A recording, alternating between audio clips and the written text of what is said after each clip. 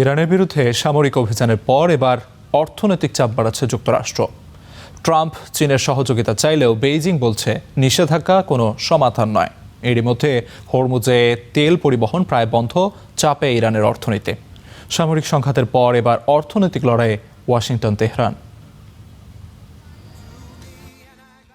ইরানের বিরুদ্ধে এবার অর্থনৈতিক ডি-ডে ঘোষণা করলেন মার্কিন প্রেসিডেন্ট ডোনাল্ড ট্রাম্প।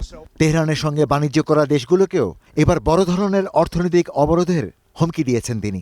ইরানের অর্থনীতিকে একঘরে করতে চীনের সহযোগিতাও চেয়েছে ওয়াশিংটন, কারণ সমুদ্রপথে ইরানের রপ্তানি করা তেলের ৮০% ক্রেতা চীন। তবে এই চাপ কাজে আসবে কিনা তা নিয়ে সংশয় জানালো চীন।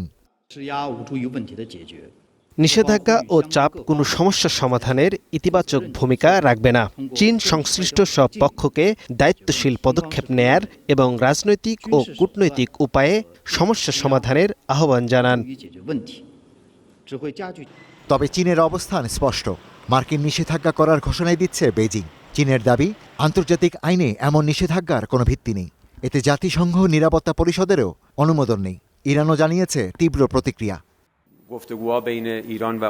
এর চূড়ান্ত পরিণতি হবে জাতিসংঘ ভিত্তিক আন্তঃরাষ্ট্রীয় ব্যবস্থা মৌলিক ভিত্তি ও সার্বভৌমত্বকে সম্পূর্ণরূপে বিনষ্ট করা। এটি ঔপনিবেশিকতার এক ভয়াবহ প্রত্যাবর্তনের পথই কেবল তৈরি করবে।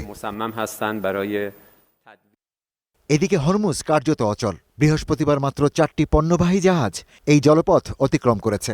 বড় তেলবাহী জাহাজ বা এলএনজি ট্যাঙ্কার ছিল না কোনোটিতেই। যুদ্ধের আগে প্রতিদিন এই পথ দিয়ে যেত 2 কোটিরও বেশি ব্যারেল তেল, যা বিশ্বের মোট তেল ব্যবহারের প্রায় 1/5। ইরানের অর্থনীতি যখন চাপে, তখন কেবল সামরিক শক্তি দিয়ে দেশকে টিকিয়ে রাখা সম্ভব নয় বলে সতর্ক করেছেন দেশটির পার্লামেন্ট স্পিকার মোহাম্মদ বাঘের গালিবাফ। তেহরানের সঙ্গে যুক্তরাষ্ট্রের আলোচনাও কার্যত স্থবির। ফলে সামরিক সংঘাতের পর এখন নিষেধাজ্ঞা, তেল ও বাণিজ্যকে ঘিরে নতুন লড়াইয়ে জড়াচ্ছে যুক্তরাষ্ট্র ও ইরান। প্রশ্ন হলো, চীনকে পাশে নিয়ে ইরানের অর্থনীতিকে কি চাপে ফেলতে পারবে ওয়াশিংটন, নাকি উল্টো বেজিংয়ের সহায়তায় ট্রাম্পের জন্য অর্থনৈতিক ডি-ডে ডেকে আনবে Tehran? Ishtiaq Hossain, star news.